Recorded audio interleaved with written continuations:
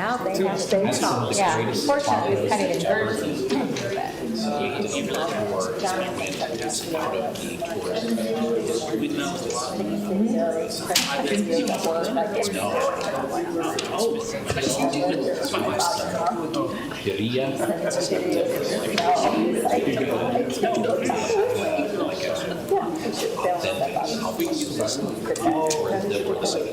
Pineapple on top.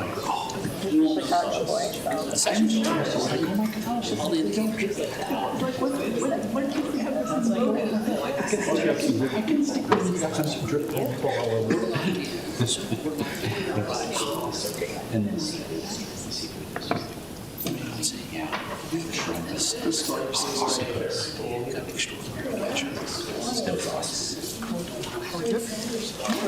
were there. Welcome to our Logan Municipal Council for February 7th. It is 5:30 and we're calling this meeting into order. Our opening ceremony today is by Matt Whitaker, Director for the Cache Community Food Pantry. So if you want to come up to the mic and... Hi, man. Thank you, Ernesto. So you're going to have to tell me exactly what the procedure is at the opening ceremony. Is there something We'll... Just talk, come on, just talk. I do believe you have some presentation, right? To Inspire us. Just inspire you. I will do my best. And if you would be willing to lead us in the Pledge of Allegiance afterwards? Absolutely. Absolutely. After I thought I'll get that straight. But thank you for letting me take a few minutes of your time to present. This is quite an honor to be chosen for the opening ceremony. But I won't go into a great deal about what a food pantry does. I think we all know what we do. But we've got a project on our hands that we need to get done, trying to stay ahead of the curve. We've already had quite a bit of support in moving ahead. Mayor has been very supportive of this and helping us to get our tipping fees donated to the dump and things of that nature. But we do have a great video that has been done. I want to recognize some people from Fast Forward Charter School that they put this together. So Elijah and Aaron over here, you'll see this video, and it's just amazing what they did. These are students down there. Their instructor here, Aaron, amazing job. But they do quite a good job of telling the story. So I'll let the video do some talking for us, and then I'll talk a little bit more about it, answer a few questions. Okay? Is somebody going to play the video? Good question. We thought you were bringing that. Oh, he's going to.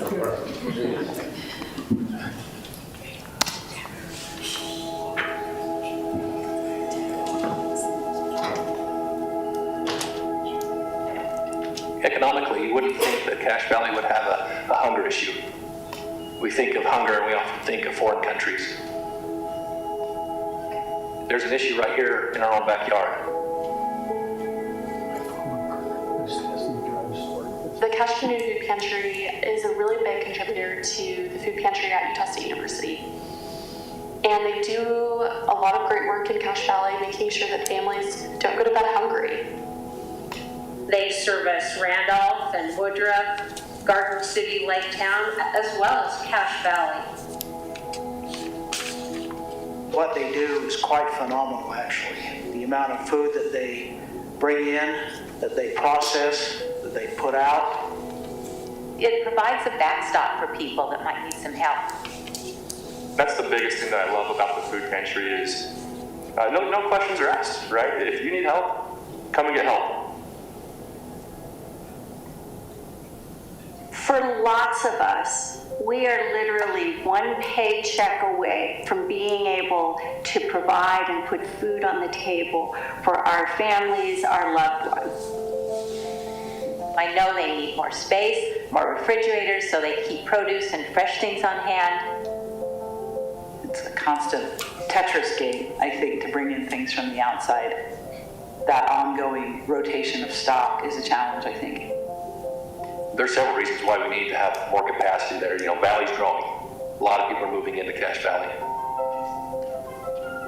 They need something that's going to be more consistent, larger, where they can adequately store and sort items. we have some old warehouses in the back, and we opted to tear those down and to build a 10,000 square foot warehouse. We can accommodate more refrigerated donations, donations in general. We have a clean room to operate out of. We spend a lot of time moving children and cars out of the way so a semi can come in. So what we did is we purchased a home, and it's the home directly west of the Alpine Church. So we're going to tear that home down, create a driveway, so now a semi can turn off at 400 South and come in right there, and they can navigate right to the back and go out onto 300 South without even having to come in contact with clientele or vehicles. The necessity that we have to have, that building is going to fill that need.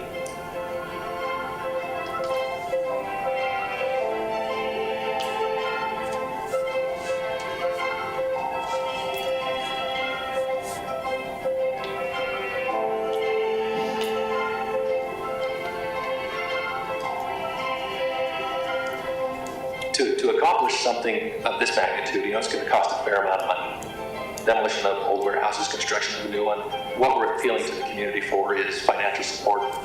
There is some power in your donation. One of the reasons why we're doing this is trying to stay ahead of the curve. The valley's growing, and we want to be there ready for it.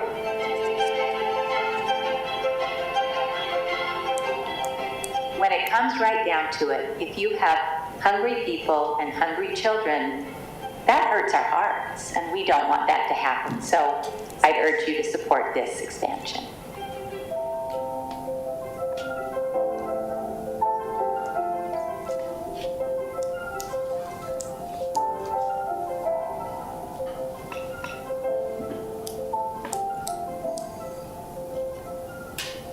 Well, as you can see, that was very well done by Fast Forward Charter High School. They did an amazing job on that. We appreciate it. They captured everything in there that we really wanted to have said about the project. You heard me say in that video a few times, the valley's growing and we want to stay ahead of the curve.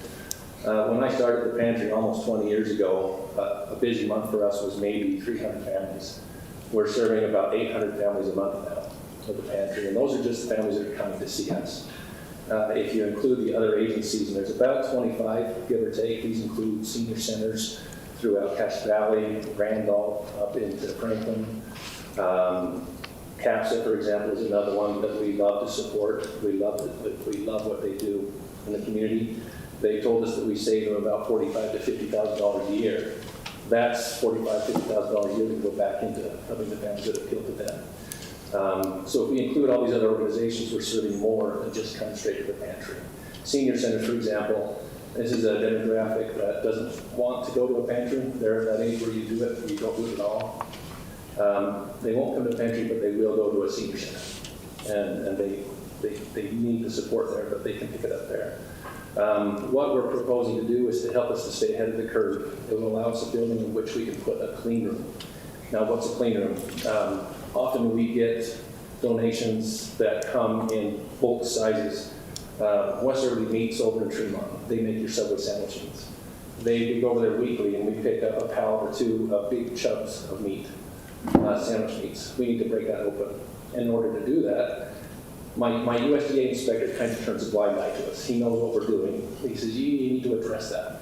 A clean room is a all stainless steel room. It's got a polished concrete floor with drains and hoses that you can quickly clean up after and switch to the next one. So we can have a room like that in this new building. It'll afford us more shelving to have in there. We can add to our refrigerator and freezer capacities to accept the donations that come our way. Another big important part of this remodel is, is access for our semis to come in. Right now, they have to come in off of Main Street and pull into our parking lot. We have to move cars. We have to move children and families out of the way. It can give you some gray hairs trying to keep kids out of the way of semis.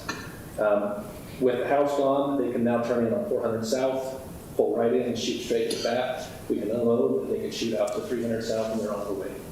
So we're improving the safety with this. We're removing some blight in the neighborhood, those old warehouses being gone. So it's a project that we put a lot of thought into. There's a lot of need for it. I've got a great board of directors that are helping us do their best to move this forward. Once again, thank you so much for letting me take a minute to talk to you about this program. And we'd appreciate any support that you can afford to give us. Thank you. Thank you. Now for the Pledge of Allegiance. If you could all rise and repeat after me, the Pledge of Allegiance.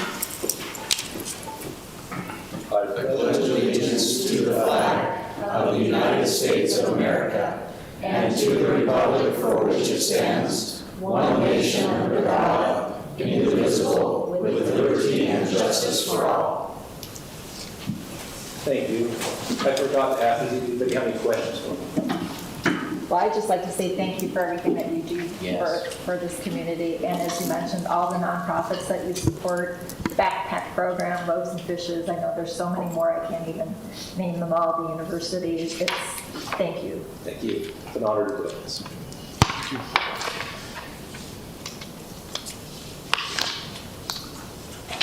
Next up on our agenda is the acceptance of the minutes and the approval of the agenda for tonight. I Do you move want to we mention accept. that one change? Yes, there is one last minute change for our agenda tonight, and that is the workshop item B, ordinance 23-03 will be continued to our next meeting. I'll move for acceptance of the minutes and the approval of the agenda with the edit. Second. It's been moved and seconded. All those in favor, please say aye. Aye. All those opposed, say nay. We'll move on with our agenda since it's been approved. Our next meetings will be, are usually the first and the third Tuesdays of the month at 5:30. Our next meeting will be on February 21st. Now it's the time for any member of the public who would like to comment on items that are not on the agenda for tonight. If you'd like to comment on any items that are not on the agenda, please come up to the mic, state your name and the city that you reside in, and keep your comments to 3 minutes or less, please.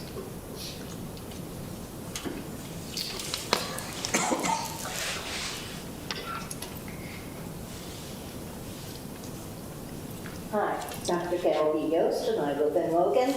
I'm just trying to tell whoever is watching and listening that we're having our neighborhood steering committee meeting tomorrow, but we are planning to be working on our neighborhood plan. And so if anyone has some information or some questions they'd like to ask, we'd certainly be happy to have them come to this building where we have our meetings at the conference room. And it's really important for us to reach out as much as we can to the neighborhood, because we are, in our plan, dealing with a lot of the Little Logan River issues. And that's very important for our city as well as for our neighborhood. So What time is the meeting, Gail? it's at 12 Noon? to 1 o'clock. Okay, thank you. And you said this is for the Wilson neighborhood, right? It's at noon. For the Wilson neighborhood. I mean, A Wilson neighborhood, yes. And so we're one of the oldest neighborhoods, and because of Wilson having so many what some people call canals, but are really part of the river, we need to have a really deep discussion about what we as a neighborhood want to do about either protecting or using the water in the river in certain ways. And so we need to make sure that we have as much input from our citizens in our neighborhood as possible. thank you.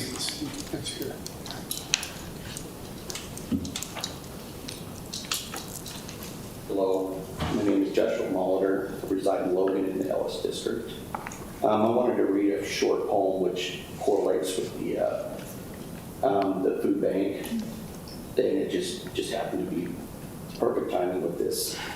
Some of you Gen Xers might recognize this. So, I don't mind stealing bread from the mouth of decadence. I can't feed on the powerless when my cup is already overfilled. Yeah, but it's on the table, the fire is cooking, and the farming babies, the slaves are all working. The blood is on the table, and the mouths are choking. But I'm growing hungry, yeah. Yeah, I don't mind stealing bread, I don't mind. No, I don't mind stealing bread. I'm growing hungry. That's from a band back, that's from two bands actually. The song is Hunger Strikings from Temple of the Dog, which you might know as Soundgarden and Pearl Jam. Anyway, I really like what's going on with the food bank. One of my concerns is that the need for a food bank. And with this many people coming in and we needing this type of thing, we are the richest nation in the world, and we need a food bank, whether it's local or that. I think that we can do better as Americans, as a nation. We can do a lot better. I have a few ideas on how we can do better locally. And I think that to get, more funding for some of these programs, I think one of the things that we can start doing is cutting tax deferments for developers in the city. That way we can start earning that income and redirecting it where it should, where we need it with projects, like the library coming up short. If we got rid of these tax deferments, that's extra revenue coming in. Most of these places that have these tax deferments don't need them. They don't. It's just a money game for them. And so, if I think we need to take into consideration a lot of the favoritism that we are showing towards a lot of these developers. And it was actually the county assessor 2 meetings ago that brought this up, made me come up with this idea about being able to renege upon some of these contracts. And he was talking about the, the contracts with the money towards, like a 3-year, investment into the software. And how if a future city council came in, they could defund it, and then, the city would be in trouble with that.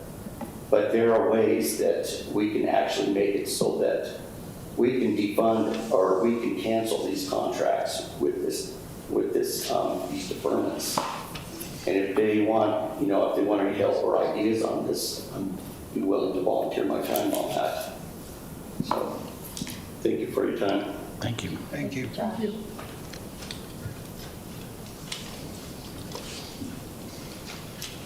I don't see anyone else. We'll move on to our mayor and staff reports. Thank you. Item 6A is our neighborhood council chair reappointments. Again, with the adjustments we made to our code to bring it up to date, we are bringing those names to the city council for ratification as we do for every other board in the city. And we have one of our neighborhood chairs here, Sue Sorensen, on another issue. So she is our Ellis neighborhood chair. Melissa Dowley serves as the Woodruff chair. Hillary Shugart for the Wilson chair. Katie Lee Coven in Hillcrest. Andrea Sinfield in Adams. And currently Bridger is vacant. So I would recommend all those names, all those individuals to you for ratification, if you so choose. I would. Go ahead. No, you go.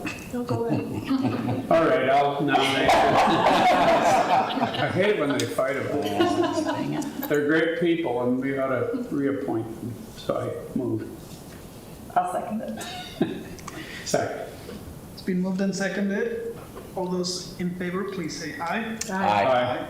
So Mayor Daines, before you move on, what opportunities do we have to help encourage people in Bridger to step forward to be willing to serve? Because I know that community there's been chronic difficulty. I know Dean Quayle volunteered for a period of time, but do you have any thoughts on what we might be able to do to help?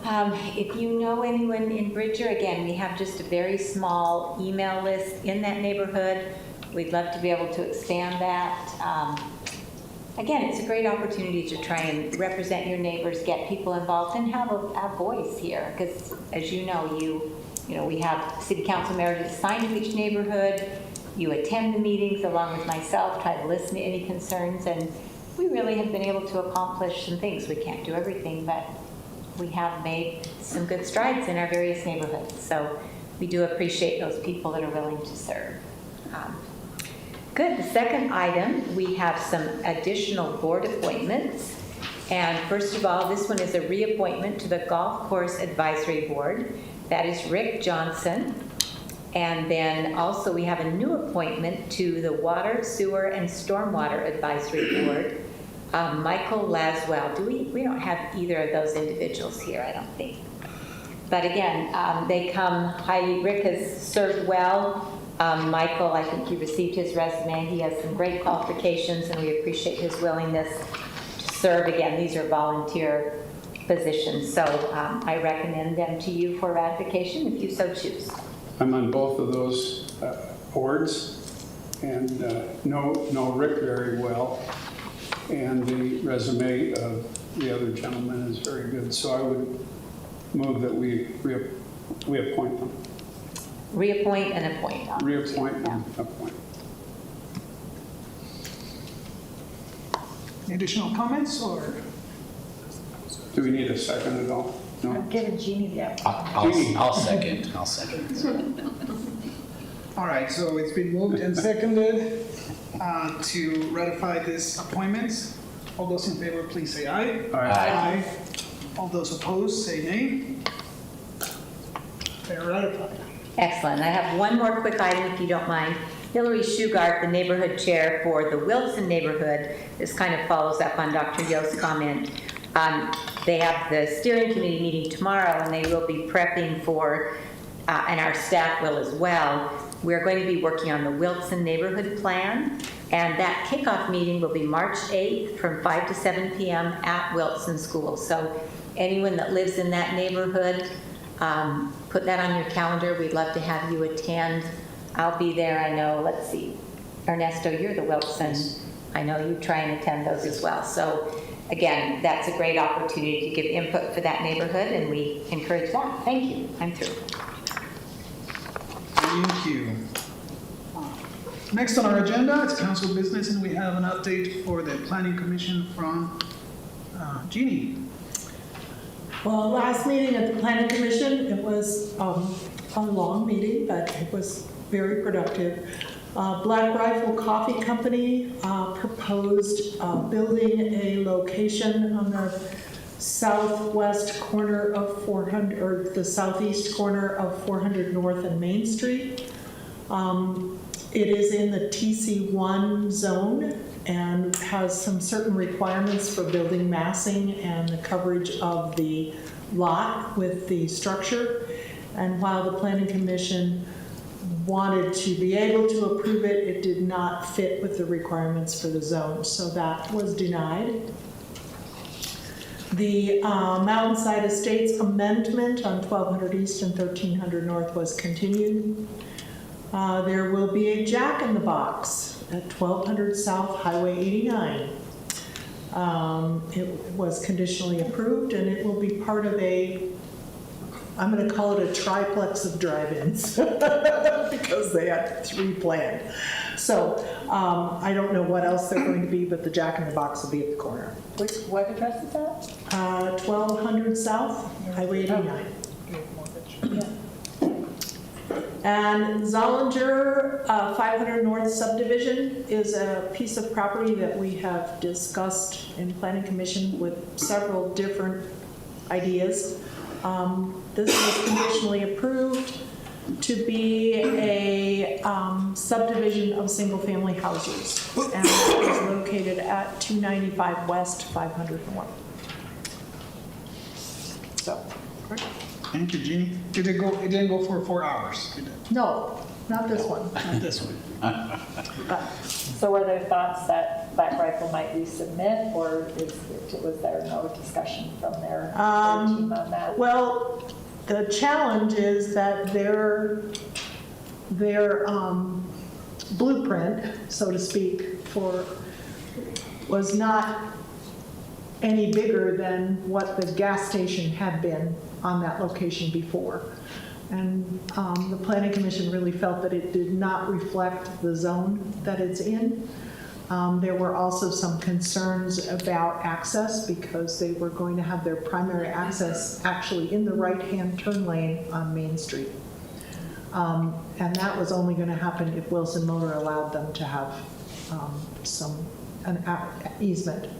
So there were some issues with the site itself, and they may come back at in a different location. I don't know. Thank you. Next in our agenda, we have a presentation or something that is going to be shared to us from the Cache Valley Transit District. So Ernesto, I can say that I sit on the Transit District Board. The mayor appointed me to that. And all of these wonderful people also sit on the board with me. And Logan City has much of the mileage that is covered by the Transit District. So we have more than one member from the city. So I asked that I would just say this much and they get to say the rest. Thank you. Thank you. I guess I'm kind of the veteran member of the CVTD board, but I'm a veteran of many things lately in my life. Getting older, I don't know, like that. Jeannie's right though. Jeannie, we love her. She represents the city. So does, we'll just start over here. This is Dave Geary, who lives in the Bridger neighborhood. Ooh. Shannon, who is the chairman of our PEP committee. Patrick Jenkins, who is the chairman of our board. Cecilia Benson, who is the vice chairman of our board. Todd Bueller, who's the general manager. So we're happy to come to you tonight. We just wanted to give you an update. We're going around to all the cities, and we've been asked to come and do it for our city. So what I want to talk about, we each have a little tiny section that we're going to give you. We'll go through it quite quickly so you won't have to sit too long. But I'm going to talk to you about a few of the new things that have been added to the buses that run through the city. So we have annunciators now, or things that tell you what stop you're at. So I rode the loop the other day, and it's so handy to be able to hear it and see when your stops are coming up. So we love that. We also have automatic passenger counters now, so you can see, and if you want to know the daily count of who's riding, it's on our webpage, so you can look at that. The loop is a fabulous addition to the bus system. It goes from North Walmart to South Walmart. And campus. And the campus, for sure the campus. There was a ton of people getting on off at the campus. And it continues to be our highest used service, the loop does, so that was a good move. And then ridership, our ridership is continuing to climb. We're seeing about a 15 to 20% increase over last year's ridership. And again, you can see that on the homepage if you want to. Then if you'll save your questions till the end, we'll let Patrick cover that. So Cecilia's gonna go, then Dave, then Patrick. Good job. It's fun to be here with so many friends and even family. It's nice to be here tonight. This is our version of speed dating, only at speed reporting, and they said to be really fast, so we will. Okay, so my assignment was to talk about the 3 different offerings that we have with the district. And one is the local bus service that faithfully serves the communities in this valley and arrives between 30 minutes and 60 minutes in their rounds. This takes people to the places and the people that are important to them. And there are many, many people that ride this. They asked if I could do a little snippet of personal experiences, the people that I know that are using the individual services just as a reference. And there are people that go to work, there are people that go to Utah State, there are people that they just cover the valley. And my favorite thing is my grandchildren will do anything to ride the bus, to go get a treat, or to go to the pet store, or to go to the mall.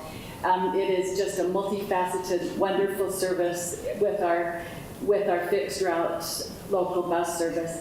Next is the paratransit that serves a really important part of our community, and that is the group of people who are disabled, who are elderly, who would have a difficult time riding the regular bus schedule. And this group of people, through a vetting process, if they qualify, are able to call and arrange rides to important things to help them to stay independent, many of them. And we had an experience just a few months ago, and they're still using it, of our neighbor who has a degenerative neurologic condition who depended upon his wife, who ended up in the hospital for 2 months. And I didn't realize that neighbors were trying to pick up this massive transportation issue, and that they were all exhausted from that. And within hours, he was set up for the paratransit, that he was able to visit his wife in the hospital, and because she can't drive anymore, they're still able to be independent, and they are so grateful to know with this service. That's just one example of the paratransit. The other is the voucher system that works for people that are not within the boundaries that are served by either of these, and we partner with BRAG, and it again is a vetting system that they have to qualify for this voucher system, where we pair a driver with a person in need to get them to the vital medical appointments and to get the nutrition through grocery shopping. And so these are three different but extremely valuable things that make our valley what it is, because it shows that we care about every population and allow them the opportunity to be independent and to get to the people, the places that are important to them. So those are our three.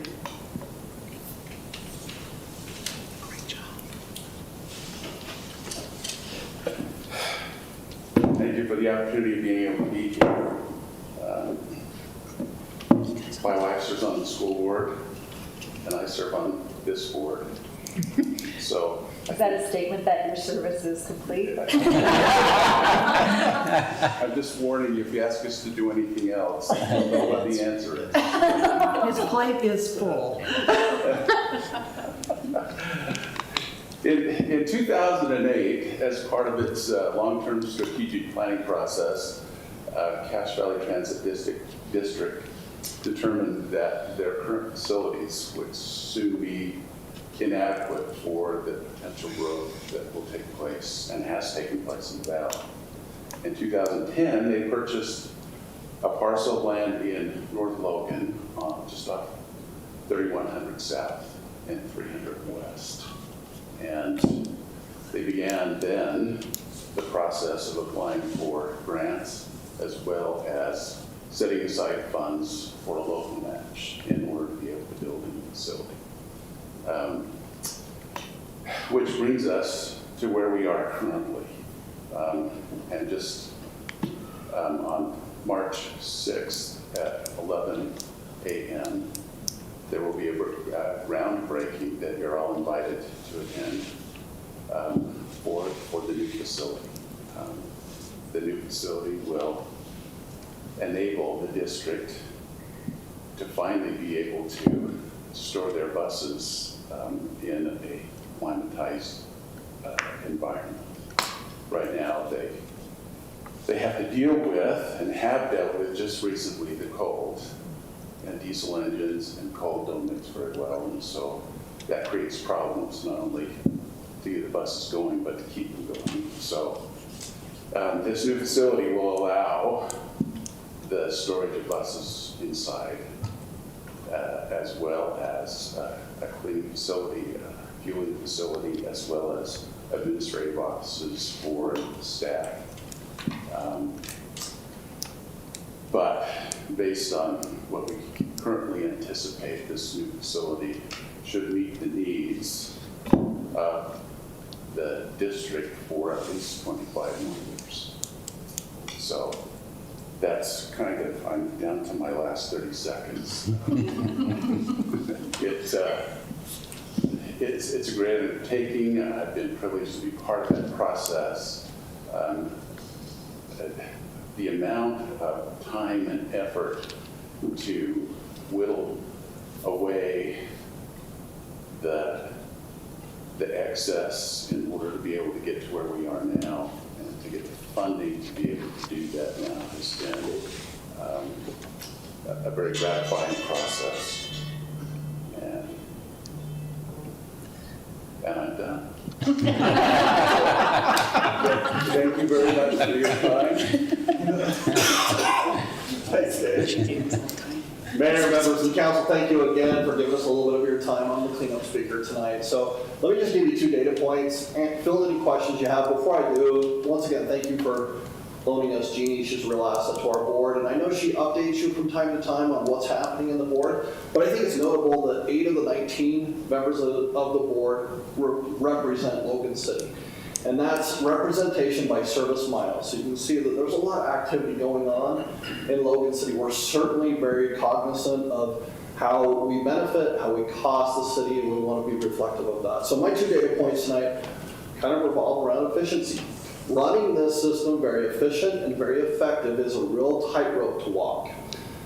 July of this year, July of 2022, excuse me, we deployed some new technology, a new app, which is great because any user who has the app on can see exactly where their bus is. Shouldn't be waiting in negative 23-degree weather.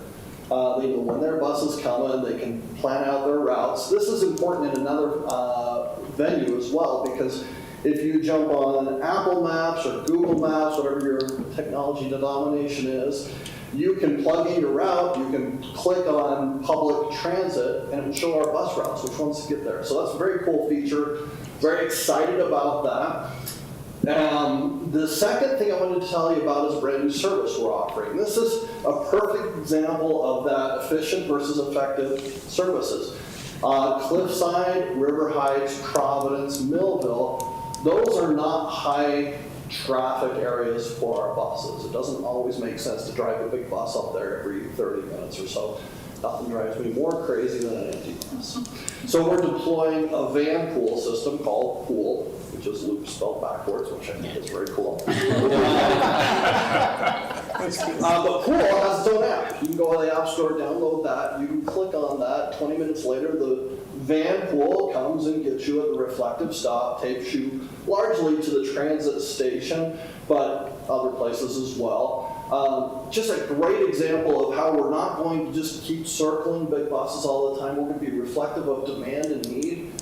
Transit is a very, very complicated system. I think I entered this whole business a little naive to how difficult it is. It's like building a freeway. Do you build it for maximum usage or for most efficient usage? We're trying to do a little bit of both. And I think you'll find as we lean into the technology end of things, lean into new developments in transit, you'll see that transit will evolve and reflect the ever-changing demands of Logan City, of Cache County. We expect that by the year 2030, the valley will have doubled. The ridership will have doubled on Cache Valley Transit District.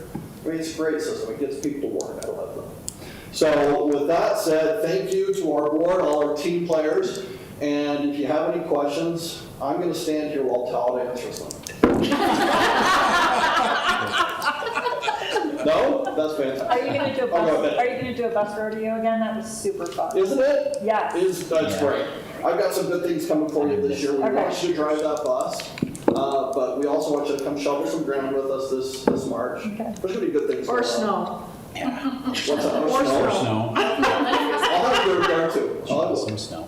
I will. Thank you for bringing up the bus rodeo. That's a fun thing. You need to learn how to drive a bus while you're sitting in those good seats. Did you drive it? Oh, yeah, super fun. Oh, yes. I did. Yes. I didn't Your risk manager allowed so I just did a little circuit. Okay. After Sue did it, I wasn't going to do it. Sue got out of the bus and went, I'm never doing that again. It was too hard. We love your support. Thank you. Other questions? Bus rodeo, no question. So I would say, and I think it's very funny that I didn't know it was loop spelled back.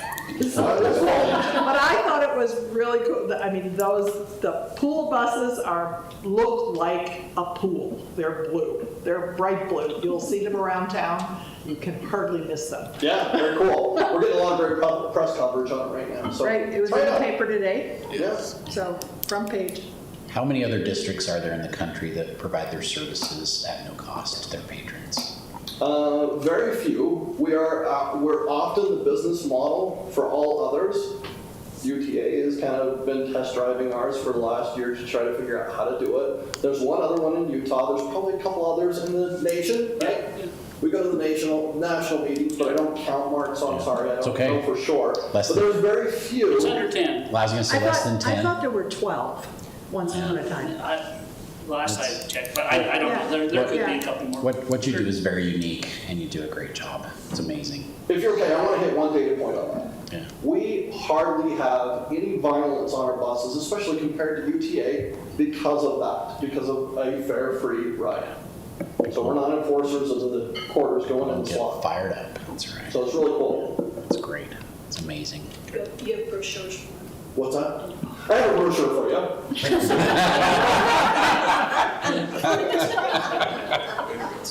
May I approach the dais? Thank you. What could you do without Sue? And we're missing Lyle Lumber and Glenn Schmidt are both Logan City people too, could not come tonight. With that, thank you. Appreciate your time tonight. Thank you. Thank you. Thanks a lot. Very good. Good job, guys.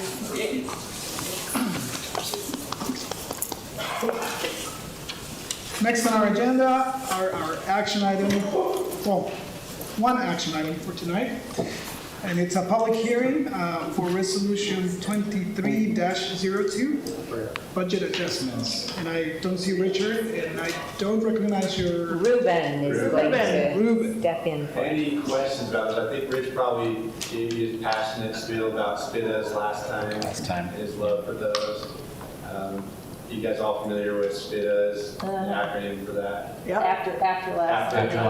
yes. Yeah, so the first one is that $75,977 for, it's our GIS part of the SPIDA, and this would be their software. It's a new accounting rule. So that's what that first one is, and the other one's $1 million for the second dam dredging. Hopeful dredging. Yeah. and Mark's here if you have any questions on Yeah, if you that have one. questions specifically about that. Return on Is investment. it going to happen before the river goes crazy? I mean, that's not a question related to approving this or not. No, it's not looking at Forest Service's requirements to go through a full NEPA process. How are they? Even though we kind of requested we could do an emergency maintenance procedure, but I don't think they're going to do it, so it's not going to do it for this year. But we still need to do it. Water still flows. Well, it does and it doesn't. Yeah, but that blocks up the filters. So, but again, if the money if you choose to appropriate the money and we don't use it this year, it'll be carried forward. Yeah, it's coming from reserve, so yeah. you don't use it. So at the earliest, when would it be done? Well, probably, if we get really lucky, it could be this year, but Yeah, I mean, it's such a great snow year. I mean, there will probably be a lot of water to generate hydro. we want to do it during low flows, so winter, so probably next winter. Okay. Thank you. Just to remind me, I know I remember it, but for the public, what are those acronyms? SPIDA, so subscription-based information technology arrangements.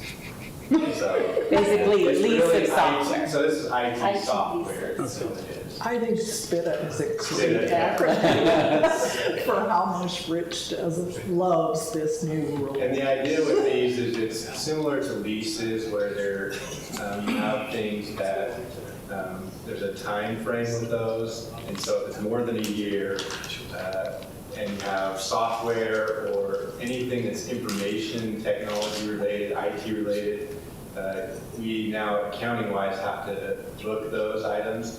And so this is one that we found. We don't have a lot within the city that qualify, but this is the Esri would be one that qualifies. So. Any other questions? Comments? No.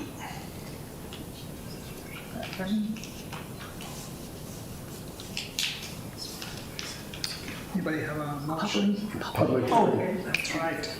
Thank you. This is a public hearing. If you'd like to comment on this specific action item for tonight, please come up to the mic and state your name and your place of residence.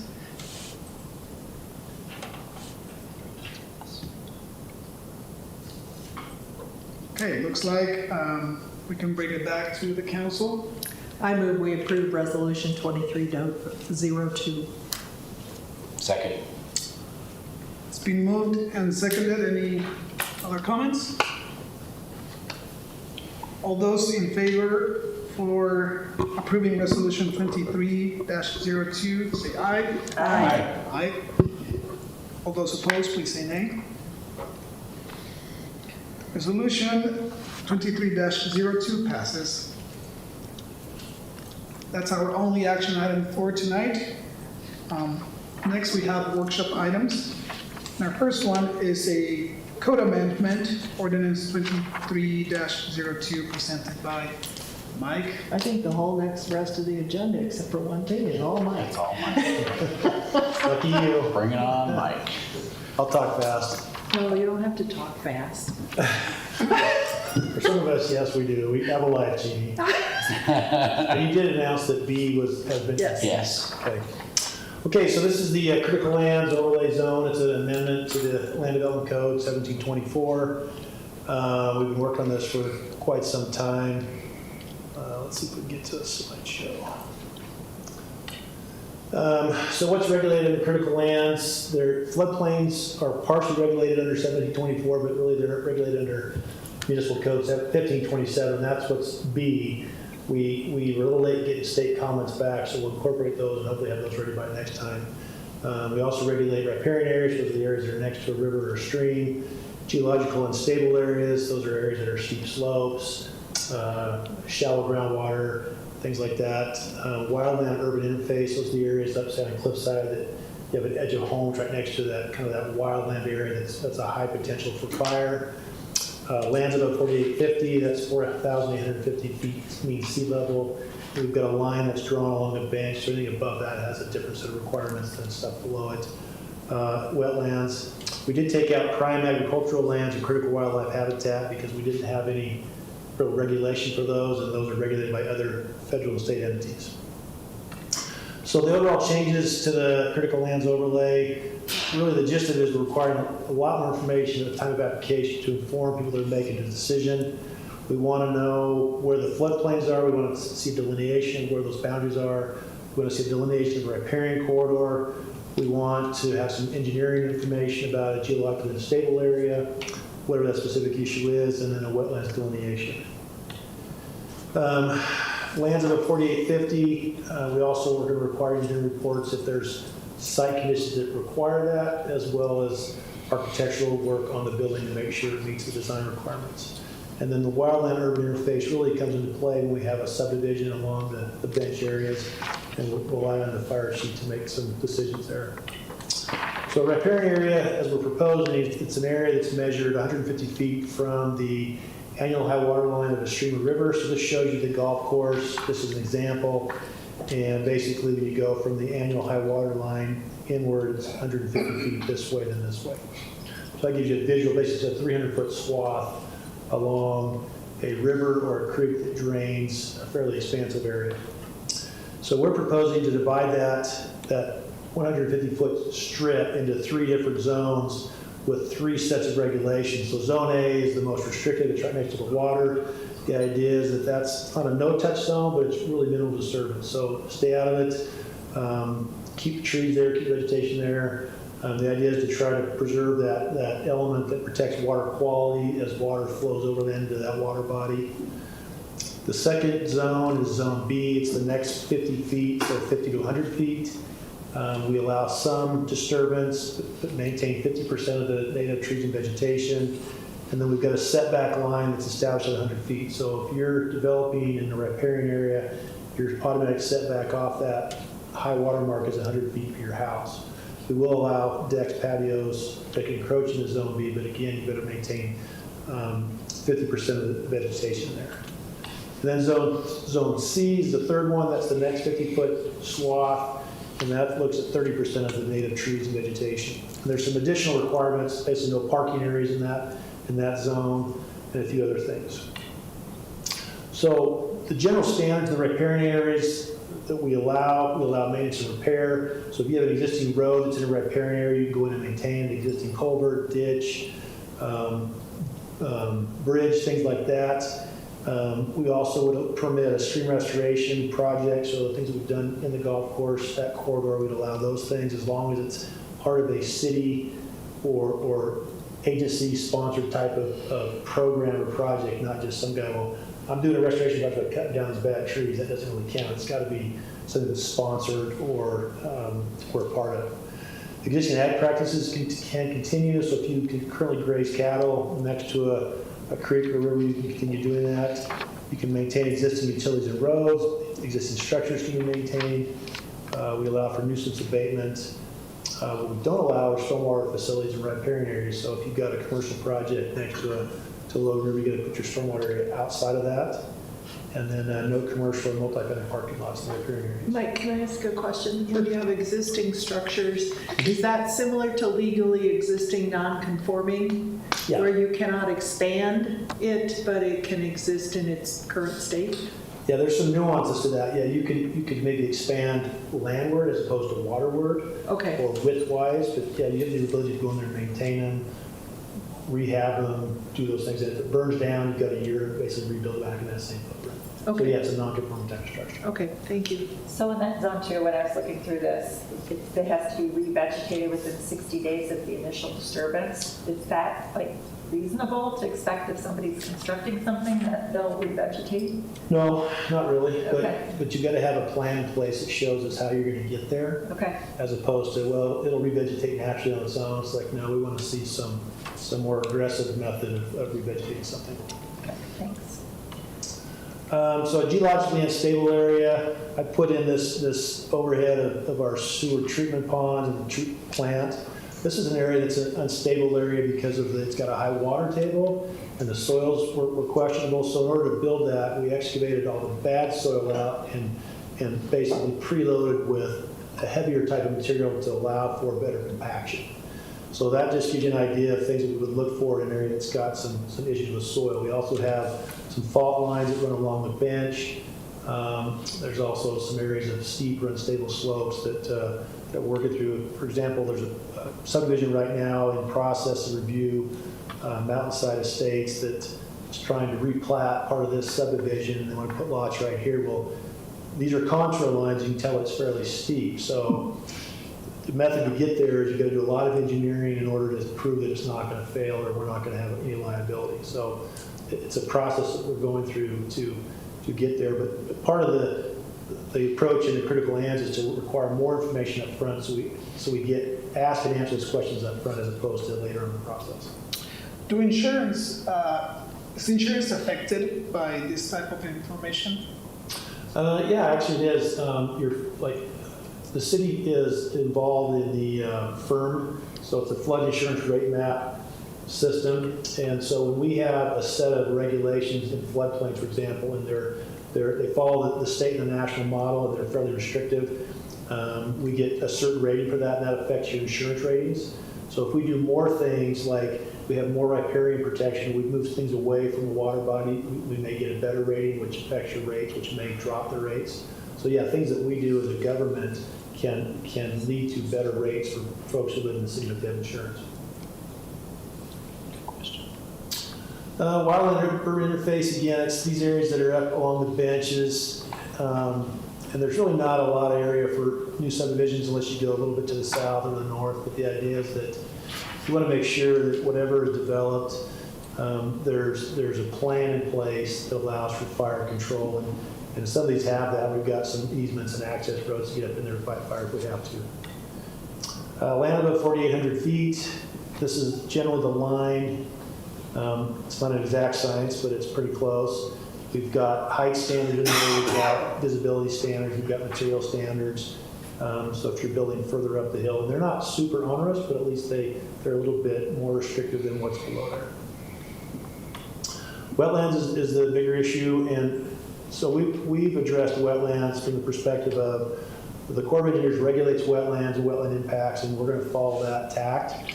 And a wetland is defined by three criteria. You've got to have certain vegetation, certain soils, and certain hydrology. You can have two of the three, and it's not a wetland, or one of the three, it's not a wetland, but you've got to have all three present under certain circumstances. We also have a resource that we use to help our staff look at a project and say, hey, you've got a wetland or potential wetland, and go get a delineation. This is a set of national wetland inventory maps. This is a revision of those maps where they've done a little bit better work. So it's gone from, a bigger brush to a fine, narrower brush. But again, our staff will use these as a way to help guide applicants. So the proposed wetland regulations that require you to do delineation per core standards. We will defer to them on permitting, and so these regulations don't supersede or add additional mitigation requirements. But anything you do within a wetland, we want to see a written core approval back. We want confirmation that delineation has actually been accepted and they agree with your boundaries.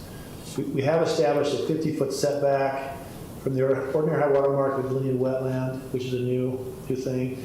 And we've got a 20-foot setback from a ditch or canal that's under their jurisdiction. So under their jurisdiction is basically called water to the U.S. So anything that they define as within their area is called water to the U.S.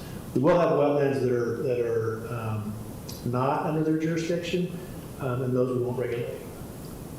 Now we do currently allow moving density around on site. So if you've got a wetland, we allow you to move density around in order to accommodate what you're going to lose on that wetland area.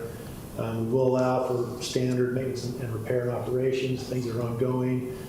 Stream and restoration projects would be permitted. Existing ag can continue. If you do a new ag operation, it's got to meet the setbacks. So 50 feet off of the wetland. Maintain existing utilities, roads, existing structures, things like that. And the planning commission is the one who would authorize those transfers? Like Yeah, is that kind of like who gets to approve that something wetlands get moved? Well, I'll show you an example. Okay, thank you. So you just said we will not be dealing with any wetlands that are not Army Corps? That's correct. So if someone has a piece of property with a wetland on it, what happens? Well, they get a delineation and have the Corps review it, and if the Corps accepts it as their jurisdiction, then we defer to them. If they come back and say it's isolated, then we would say, fine, have a nice day. So most of them will be under jurisdiction, but there will be some that are isolated. And in fact, where that jack-in-the-box is going in, there's an area in there that's got an isolated pocket of wetland, but it's probably a function of the fact that it's a hole and everything else around it is 4 or 5 feet higher, so it picks up all that water. But the Corps has said it's not in their jurisdiction. So they can fill it in? Yeah. Really? Mm-hmm. It doesn't function like it's not a spring or something like that? I mean, where is our responsibility for springs? And they're not going to be Army Corps, but... Well, the Corps will have jurisdiction over certain things, certain elements, and whether it's a spring or not, they will have jurisdiction in certain conditions. But again, we draw a line in the sand that says anything that's not within their jurisdiction, we're not going to take an approach to regulate anything on those things. And you obviously, or council, you can make a different decision and tell us to do something else, but that's what's being proposed right now. Okay, thank you. And no stormwater facilities in any wetland area or just in delineated wetland areas? Delineated wetland areas. Again, you got to have those 3 criteria: soil, veg, and hydrology. And so you may look at an area and say, hey, that looks wet, but in fact it may lack certain soil characteristics that don't, or preclude it from being considered a wetland. Okay. So to kind of get to your question, Amy, here's a project that we've been looking at or working through, and this is on the west side of town. We did an annexation down here recently. We've approved a subdivision down here. This is 2nd South, I think, or 6th South, Minden Road. It's 6th South. What's that? 6th South. 6th South. It's this site right here on the NWI map. It shows this area as potential wetland, and they kind of came into it midstream in terms of processing. So then they went ahead and did a delineation. This is what they came up with preliminarily. They also have to construct right-of-way improvements within our right-of-ways, but we're requiring that as part of the development. So in terms of how you transfer density around, it's not a formal like, moving A to B. It's this site is entitled to 6 units of the acre. And so how you want to design that is up to you. So you can take these units over here and squish them over here as long as you meet all the other design standards. So minimum lot size, frontage, things like that. So it's just part of your overall design. We'll give you the equivalent density per site, and then how you lay on the site is up to you. Okay. So this is their updated delineation. It's gone through the Corps, and it shows this area right in here. And then what the Corps has come back and said, okay, we'll agree to mitigation of the impacts to right in here. So this area will be impacted. This will be impacted. down here, and then they'll mitigate, recreate wetlands here. So in this case, we've got a wetland boundary right here. You've got a setback to these lots of 50 feet, but we don't have that same setback for mitigated areas. And then we've also said it's hard to set a road back or a sidewalk back from a wetland because it's in a fixed right-of-way, right? We do a grid system, it's in a fixed right-of-way. So that we kind of have to work through on a case-by-case basis where kind of those lines will fall. So does that piece that is delineated wetland become part of their mitigated wetland? Am I saying that right? I don't even know. Well, the area that they've shown as wetland is now recognized by the Corps, the delineation. It's protected wetlands. This area in the red is now going to be a mitigated wetland. So in theory, as they do the work in it in time, it will replicate a wetland area. So they can't construct anything in that. Correct. But does it take those two little pieces? Yeah, so the Corps' typical practice is they mitigated a 2-to-1 ratio. Okay. So for every square foot that you impact out in here, you've got to create 2 square feet. Okay. Okay. And they have, and it's generally an enhanced ratio of mitigation because there's a potential for failure. Not every mitigation site works. When you have a wetland, you've got those 3 criteria, but it's also based on kind of nature, right? There's reasons why it's wet, there's reasons why it's not. And sometimes just by simply stripping off the soil and recreating a hydrology and then planting in certain types of vegetation, you hope to create it, but it does take time to get there. Okay. So. This is what a typical delineation looks like. Some people go out and do the field work to define the boundaries. And in a lot of cases it's hard, a lot of cases it's easy, just depending on what they see obviously out there. They'll characterize what type of wetland they are, and the Corps will use that to decide whether or not they're high quality, low quality, and they'll base the mitigation strategy on that type of wetland. We also have question. Yep. Go back to that one. So when they're looking to mitigate the impact of the wetland, is it a requirement to implement the mitigation before construction is done on the site, in the constructible site? Or is it a timeline of like you have up to 3, 4, 5 years? So how does it work? Generally, they will give you a timeline to do the work, and they won't let you go past that. So in the case of like this area, what they'll do is they'll do the work in here the same time they're doing the dirt work around it because they have equipment and manpower there. So it's cheaper to do it at the same time. But in some cases, they may buy into a wetland mitigation bank. So the city has some area that we use for mitigation projects, and you may buy into that, and it's just a simple transaction. And then once you've done that, you've recorded it, you're good to go. But generally, there's a timeline established with your mitigation plan. So it's not open-ended. You've got to do it. It's got to perform. And they also have to monitor it for a certain period of time, whether it's 5, 7, or 10 years, and provide annual monitoring reports back to the Corps. So if they come back in 8 years and realize it's failing, then they'll have to do something else in order to meet their mitigation requirements. They did that with the golf course. That was a wetland mitigation. You know, they had to do reports for 10 years on that. How do they enforce that? How does the Corps enforce it? Yeah. They have people with guns and badges. That's what I was saying. They're federal government. I mean, I don't know. So in an Abrams tank or something. Yeah. So technically, oh no, go ahead. They have to submit an annual report, and so you have people on staff that monitor that, and they go out and do field inspections. Different Corps districts work differently. Some are more aggressive than others. So when I worked in Washington State, we had a Corps district based out of Seattle that was very aggressive. And they looked at every puddle, everything as protected waters, and how dare you. And so they were very aggressive in it. As you get kind of into the middle part of the country, to the western, they're not quite as aggressive, but they still have a statutory requirement to meet the law, and so you have to do it. So you mentioned they can buy into a mitigation bank, is that what you called it? Yeah, sometimes that's an option. And if they bought 500 square feet of mitigation wetland, when does it get done? Well, in our bank, the city's bank, we've already done a lot of the work. So we have we've front-loaded the work to create the wetlands, and then we've got, 10,000 square feet available to sell, and we can sell it in chunks of, 20 square feet. So they would probably apply the same ratio, even a higher ratio. And then for us, it's a monetary transaction. We may sell it to you for, $1 a square foot or $1,000 square foot, that's the value.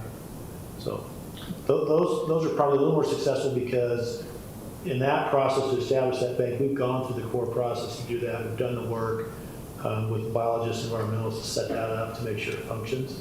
And so we know that we get a bigger bang for our buck. When you have these isolated wetlands, they have limited functionality. They still provide some function, whether it's wildlife habitat or water quality, but they don't function the same way as if you had a bigger system that you could preserve and protect and you can build on that has a larger range of functions.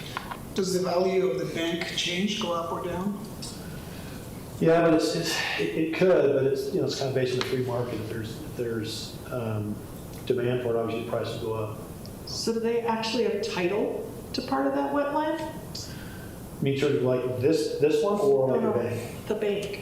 It's more of a transaction type of thing. They don't necessarily get title to it. They Sort of like when you put your dollar in, you don't get your dollar back in the bank. Yeah. Kind of like, it's the equivalent of like an easement. Similar to that. I'm thinking maybe Craig, or I'm not sure the right terminology. You don't physically own the land. You have physically purchased the rights to mitigate in that bank, and so you have bought the rights for that percentage. Okay. Kind of like a checking account. You're not going to chime in and say, nope, that's wrong. Sounds more like a license, but similar to Yeah.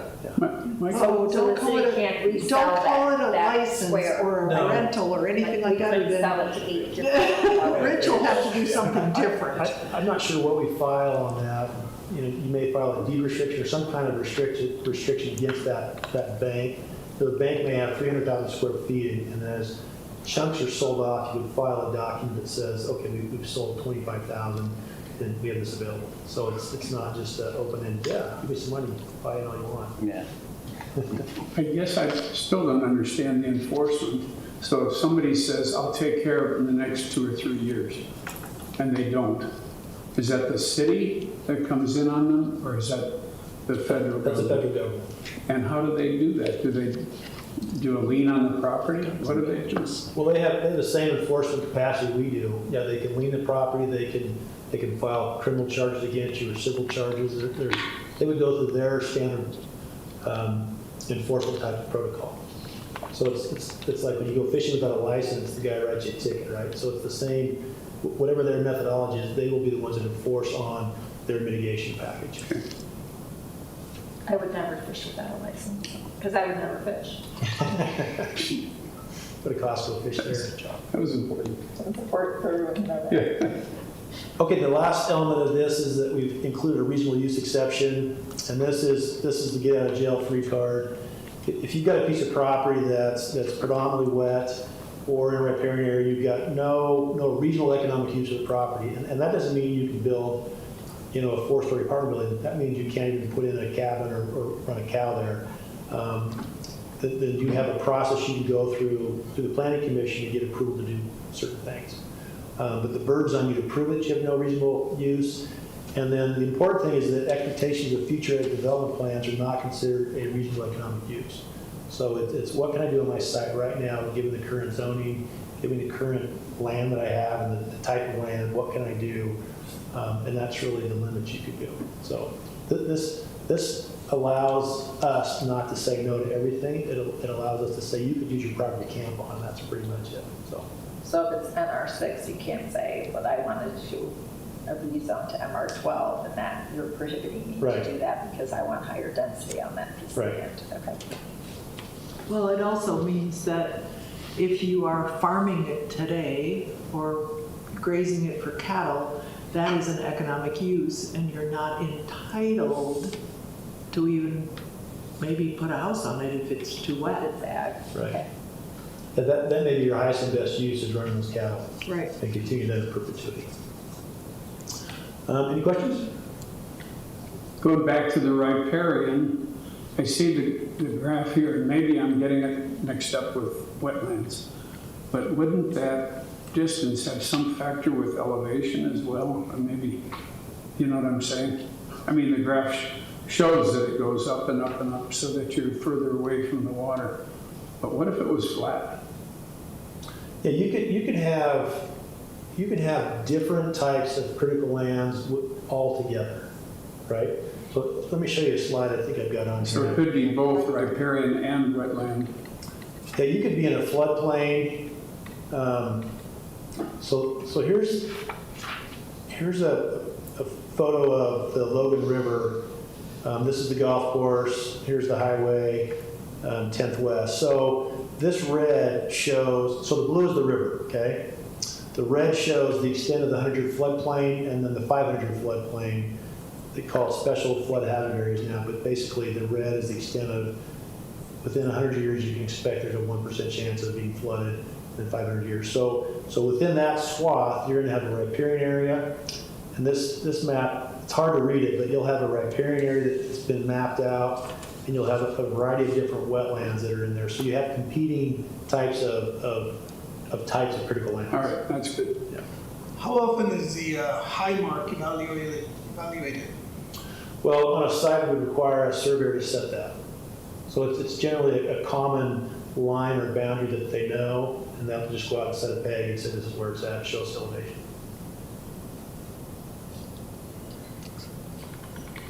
Okay. Your house is right by the sidewalk. Hopefully not. You'll find out this year. I don't have any more questions. Now you get to do your rezone. Looking at all that smoke. You'll find out this year where the high water mark is. Okay. I'll be over this end. We're okay to go to the next one? Yes. Next is the rezone for ordinance 23-04. Okay, this is a proposed rezone up off Canyon Road, 745 East Canyon Road. Here's the site right here. If you've driven that, you know that's kind of on a, not a blind, it's not a corner, but it's got a strange little elevation change right there as you're going by it. And it's a pretty steep slope that slopes up towards the canal. So the canal is on the back side of it right here. Where's Canyon Road? What used to be the canal? Yeah. Former canal, now a trail, sort of. It's got some single-family dwellings around. It's got some older apartments. This is what it looks like as you're going past it. It's fairly steep. There's a trail that people walk across it to get up to campus. And the proposal was to go from NR6 to MR12. Here's the FLUP. It's planned for detached residential. The zoning is NR6 around it. Again, there are some non-conforming uses around it, scattered throughout that area, but generally it's single family.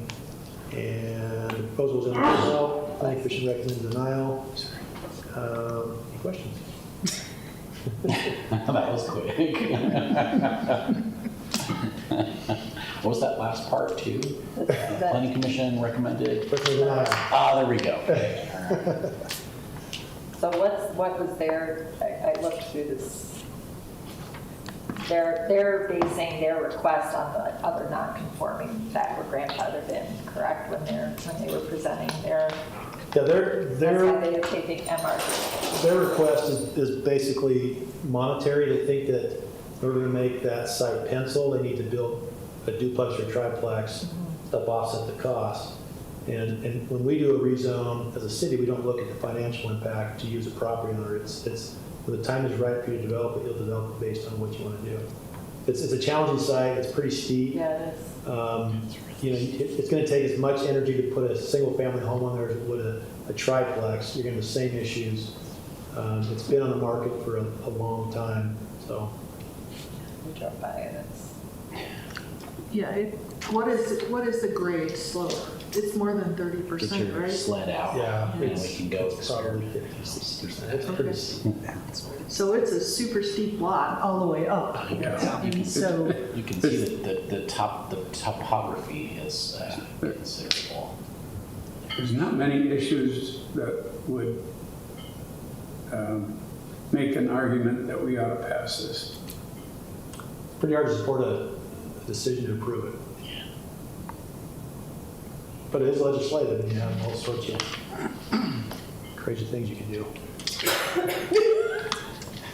Staff. It's part of the process. Exactly. Staff recommended denial. That's correct. Planning Commission said, no way. They agree with staff's recommendation of denial. Okay.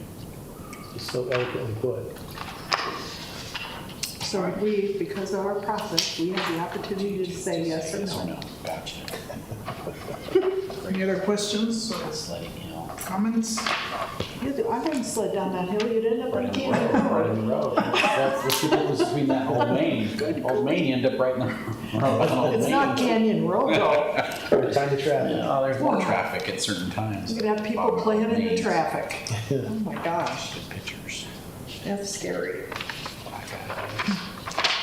Okay, next in our workshop items, we have resolution 23-03. Okay, still getting me, sorry. So this is the proposal for moderate income housing fee waivers.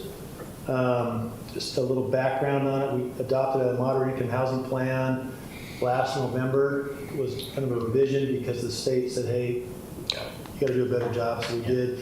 Came up with 8 specific goals. We've got 24 state strategies. There's a little bit of overlap on those strategies, but we came into some pretty lofty goals. We thought, well, we're going to do a lot, so let's put it all on paper.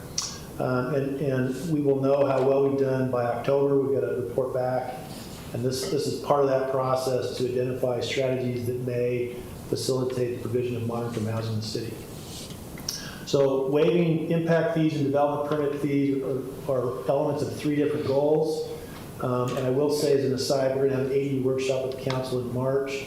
It's been 18 months since we've adopted things, and so we'll at least have a discussion about policy and philosophically where do we want to go with ADUs. Are we good with it?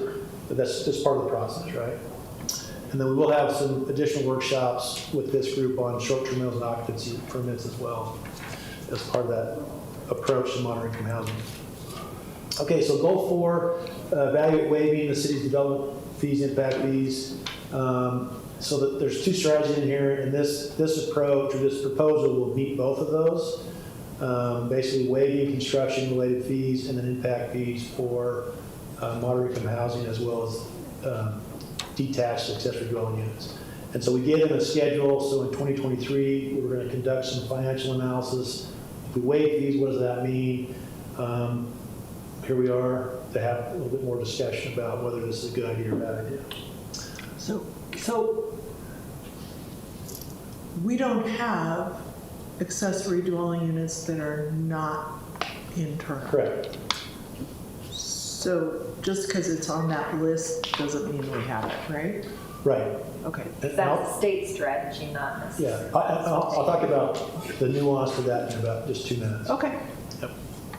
So goal 3 is accessory dwelling units, and the strategy behind that is to create or allow for reduced regulations related to internal or detached accessory dwelling units in residential zones.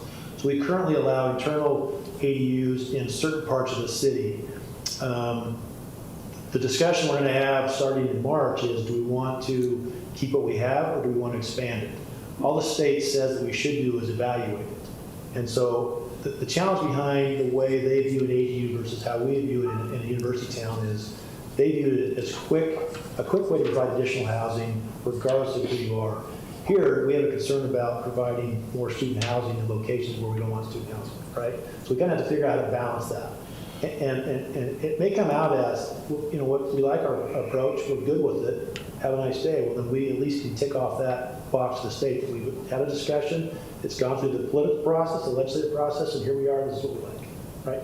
So we've got to at least go through that exercise. And we've committed to doing it when we've adopted the standard to see what the demand was for ADUs. So. Now we have a state strategy, it's R, it was on the previous goal. It actually should be here as well, but basically it's waiving impact fees for detached accessory dwellings. So we could say, yeah, we agree to waive it because that's what we said we were going to do, but that doesn't necessarily mean we're setting ourselves up to agree that we're going to allow it for detached ADUs. It just means that we would waive the fees if we allow those. Have we looked at what the new pending legislation is? Because I think the state is looking at modifying some of these bills this year as well, correct? Yeah, but I haven't seen the latest. Okay. I can tell. And then our third goal, which is actually goal 1, is to improve neighborhoods by converting existing uninhabitable housing into new moderate income housing units. And this has got a couple strategies. Basically, it's finding funding subsidies or source of revenue to waive construction fees, or even incentivize them to do that. And so this is based on, we maintain a current vacant building registry.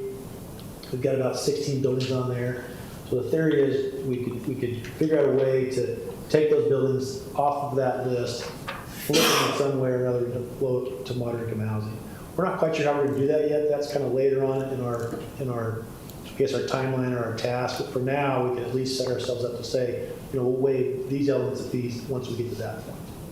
It's like the Wonder Bread building of those. Yeah.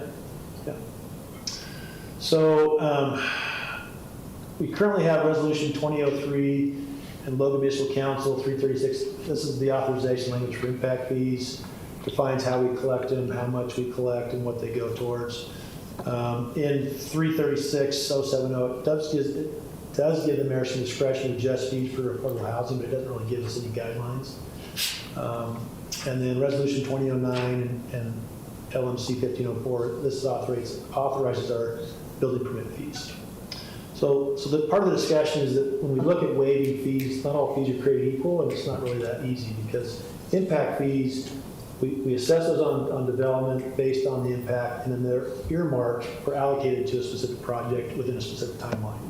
So if we're collecting, $500,000 of transportation impact fees every year to build a new intersection, it's going to cost us $12 million, and we start steering money off, that means we're either going to put that project off, or we're going to have to backfill the general fund. So those are the trade-offs that we have to consider as a city, is what we place more value on, impact fee provisions for that facility or moderate income housing. And nothing is free in life, and that's why we want to have these discussions. What else? When we do development permit fee waivers, it affects departmental budgets, because those generally go to the general fund and they come back out to us. So like in my department, I fund my staff with basic building permit fees. So if you start cutting those out, then I'm going to rely more on the general fund revenue to backfill that. And then the question is, do we use general funds to offset like departmental capital improvement budget? So if roads has $12 million budget for a project and we take $1 million out of there for moderate income housing, how are we going to backfill? So this is a typical impact fee scenario of 3 different projects. So you have a single family dwelling, and these are projects that are under construction, so they've been permitted. You got a 4-unit townhome project, and then you got a 106 unit apartment project.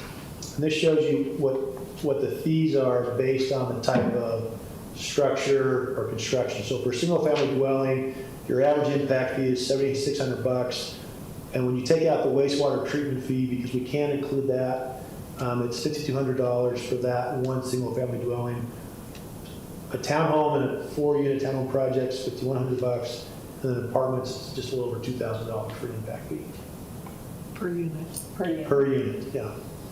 And some of these will vary a little bit. So this is the project down there by Joanne's, and where they had existing homes that were taken out, existing water lines, sewer lines, it kind of offsets some of the impact fees when we calculate those. So there's always a little bit of nuances to them. The parks and trails, transportation, those are generally more set and more consistent. So in comparison to permit fees, this actually should say 1,900 square foot single family, but it's the same analysis across the board, same units. Basically, a permit fee on a 1,900 square foot single family is $3,900. So these are your development permit fees, land check fees. Townhome per unit is $2,366, and an apartment is $1,000. So obviously they pay a lot for a project, but per unit it's a lot less than a single family dwelling. So when we look at what we're going to subsidize for moderate income housing, obviously as a city, it's more affordable to us to subsidize an apartment type of project because we lose, less amount of fees. So the guidelines that we proposed is that for new moderate income housing construction, a new apartment complex, new building, new buildings, new townhomes. We're proposing to waive both impact fees and permit fees, exclude the wastewater treatment impact fee, and exclude any kind of connection fees.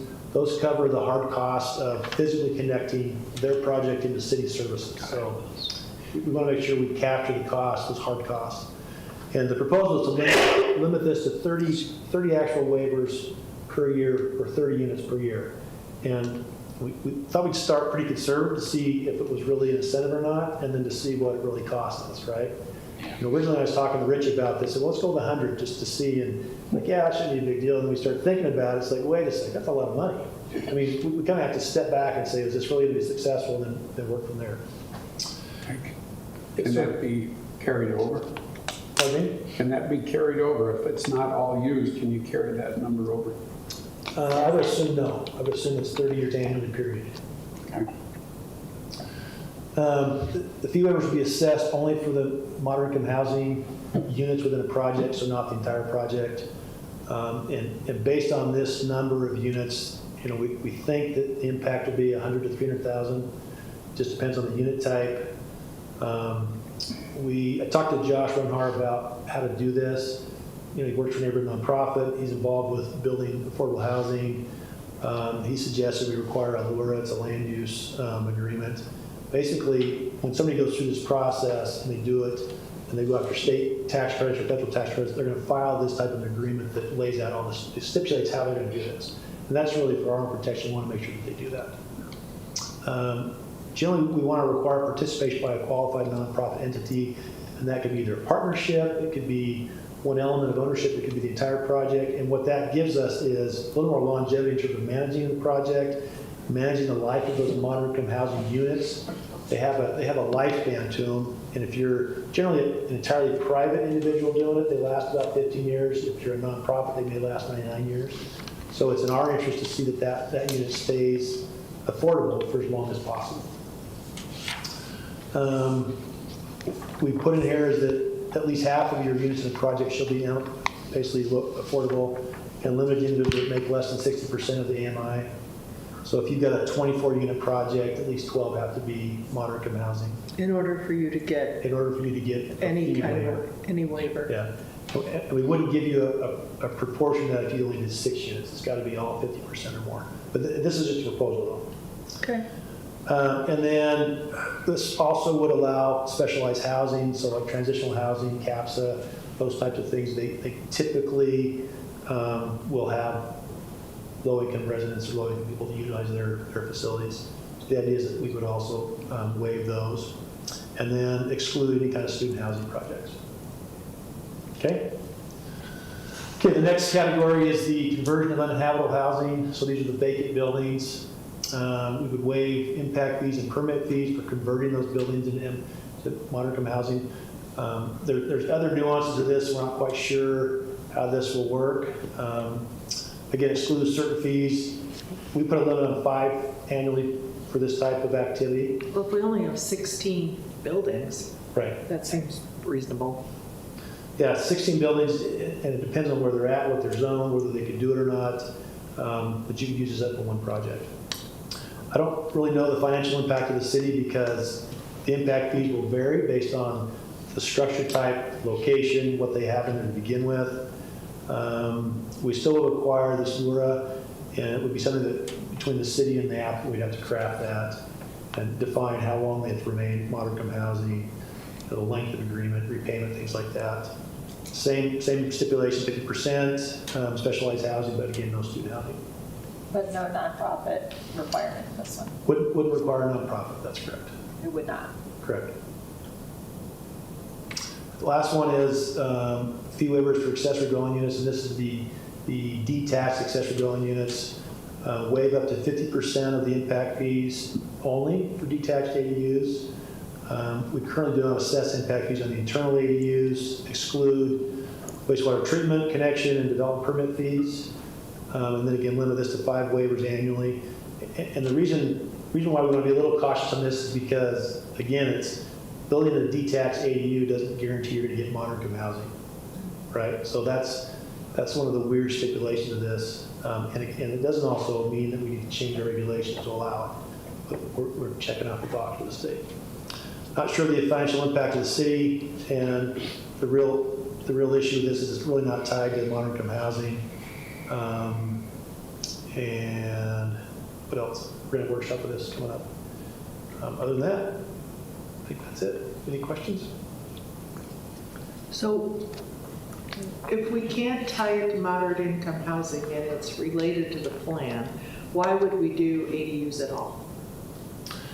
Well, again, it's based on the state's perception, and even broader than the state, is that an ADU provides an inexpensive way to provide housing because you've got all the infrastructure in place, just stick it in the back, you get all the services there. Inexpensive from the perspective of developing it, not that it's going to provide inexpensive housing to somebody. Right. We could try to limit it to moderate income housing, but I think with these would be a little bit harder to manage that, or to track it, to enforce on it.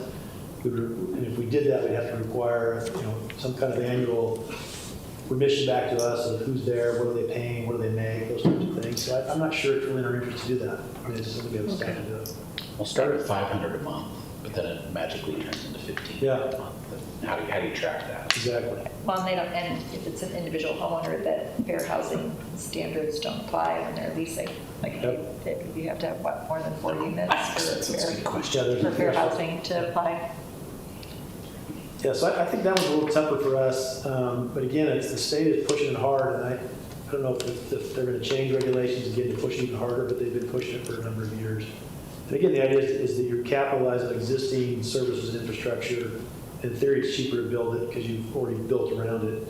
But the mayor shared an article out of the Trib last week that they're struggling with it because they want to limit it to owner occupancy only. And again, it gets back to how do you monitor and maintain that? How do you track that? It's a nightmare. Plus, parking is always an issue. You waive the parking standard for an ADU, and so there's a lot of weird nuances to it. So, okay, any questions? So will this come back for approval in 2 weeks, or are we going to? Public hearing in 2 weeks. Public hearing in 2 weeks, yeah. Okay, so we're not going to wait for the other discussions. This is for right now. Okay. Thank you, Mike. Thank you. Our next and final workshop item is budget adjustments. And Ruben? So yeah, we have 4 items on there. These are all monies coming into us. The first one is, you want an acronym for that. This is that Community Library Enhancement Fund. We've had this several years. And it's kind of broad, and what you can do with the money is really used for technology for the library. And so they've awarded $11,611. Karen's here if you want more specifics. Yeah. She's back there. Do you feel like talking? It's up to you. I can come up. She can tell you what they're thinking about using it for. A new library.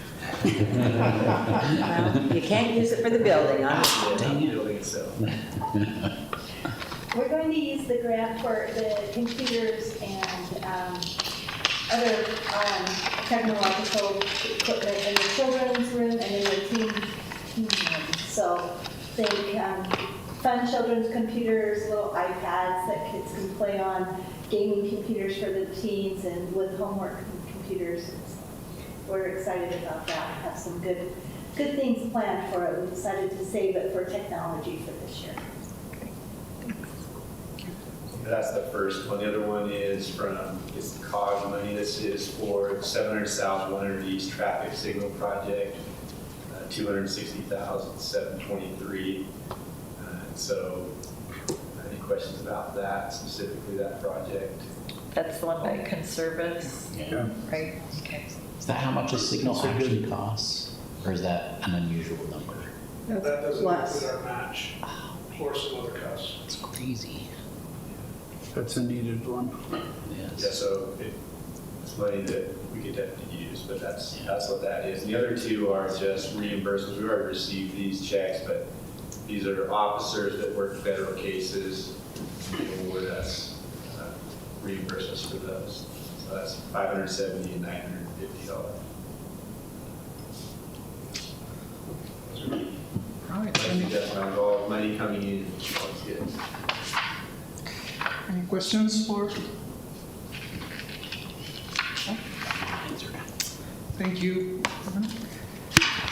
Any other considerations? We were talking about the rezone on Canyon Road, and it was mentioned about the canal up there. Is there anything that we can come up with some ideas what to do with that? It would be really nice to see that trail maybe extended. Or... Isn't it privately owned? It's private property. Well, right it at the is, end but there's there. that easement that goes through that the canal company is not currently using, and it's just it's an eyesore, and it's a swamp in the middle of the summer, and it's mosquito breeding ground in the summer, and it would be wonderful if we could come up with something that everybody would be agreeable to do there. I will ask some questions and get back to you. That sounds good. I would be happy to ask questions as well, Mike, so. I just know how nice the rest of the trail is there and how well utilized it is, and that other section is not being used, and it's really hazardous and not great. But it could be a great place to develop a little bit.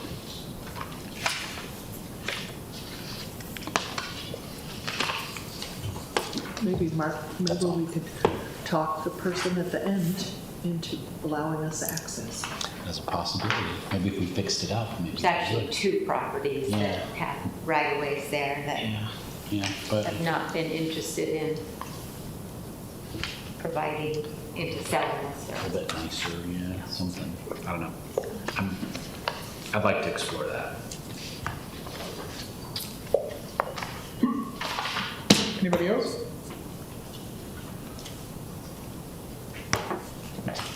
All right. We're adjourned. Thank you, everyone. 7 minutes. Good job. Lisa's so good at estimating how much So Ashley, were these your time estimates or Teresa's time estimates? Oh, you say they were mine, then you like, good job. I like that with them. Ask me a question.